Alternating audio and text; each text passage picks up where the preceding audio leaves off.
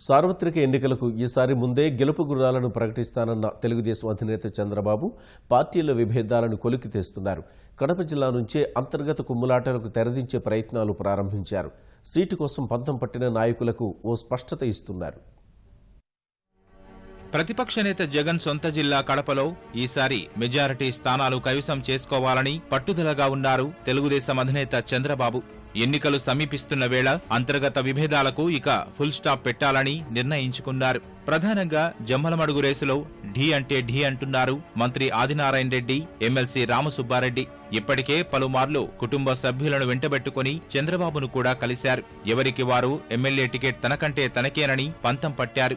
ఈ నేపథ్యంలోనే ఆదినారాయణ రెడ్డి, రామసుబ్బారెడ్డిని పిలిపించుకుని మాట్లాడిన అధినేత ఒకరు కడప పార్లమెంటుకు వెళ్లాల్సిందేనని తేల్చి చెప్పారు. జమ్మలమడుగు ఎమ్మెల్యే అభ్యర్థిగా రామసుబ్బారెడ్డి పేరు దాదాపు ఖరారు చేశారని విశ్వసనీయ సమాచారం. కడప పార్లమెంటు బరిలో నిలిచేందుకు సిద్ధంగా ఉండాలని ప్రస్తుత శాసనసభ్యుడు ఆదినారాయణ రెడ్డికి కూడా స్పష్టం చేశారని తెలుస్తోంది. ఫిబ్రవరి మొదటి వారంలో అధికారికంగా వెల్లడిస్తానని, ఒకరి గెలుపు కోసం మరొకరు పనిచేయాల్సిందేనని అధినేత నిర్దేశించారు. ఈ నెల 27న ఇద్దరూ సంయుక్తంగా బహిరంగ సమావేశం పెట్టి కార్యకర్తలకు ఐక్యతా సందేశం ఇవ్వాలని చంద్రబాబు సూచించినట్లు తెలుస్తోంది.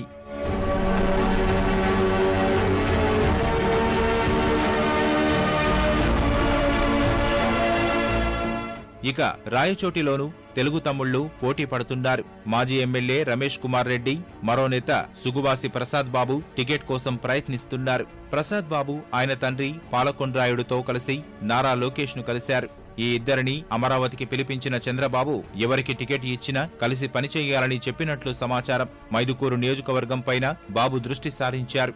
మైదుకూరు ఇన్ఛార్జి పుట్టా సుధాకర్ యాదవ్ పార్టీ టికెట్ తనకే వస్తుందని ఎవరూ అధైర్యపడవద్దంటూ కార్యకర్తల సమావేశంలో చేసిన వ్యాఖ్యలపై సీఎం ఒకంత ఆగ్రహంగా ఉన్నారు. మాజీ మంత్రి డిఎల్ రవీంద్రారెడ్డి తెదేపా గూటికి చేరాలని భావిస్తున్న తరుణంలో పుట్టా వియ్యంకుడైన యనమల రామకృష్ణుడిని పిలిచి చంద్రబాబు వివరణ అడిగినట్లు తెలిసింది.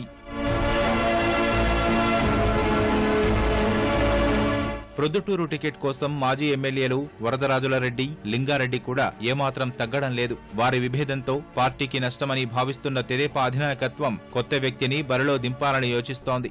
ఈ క్రమంలోనే రాయలసీమ ఉక్కు సాధన సమితి పేరుతో జిల్లాలో ఉద్యమాలు చేసిన ప్రవీణ్ కుమార్ రెడ్డి చంద్రబాబును కలవడం ప్రాధాన్యం సంతరించుకుంది. పార్టీలో చురుగ్గా పనిచేయాలని ప్రవీణ్ కు బాబు సూచించినట్లు తెలిసింది.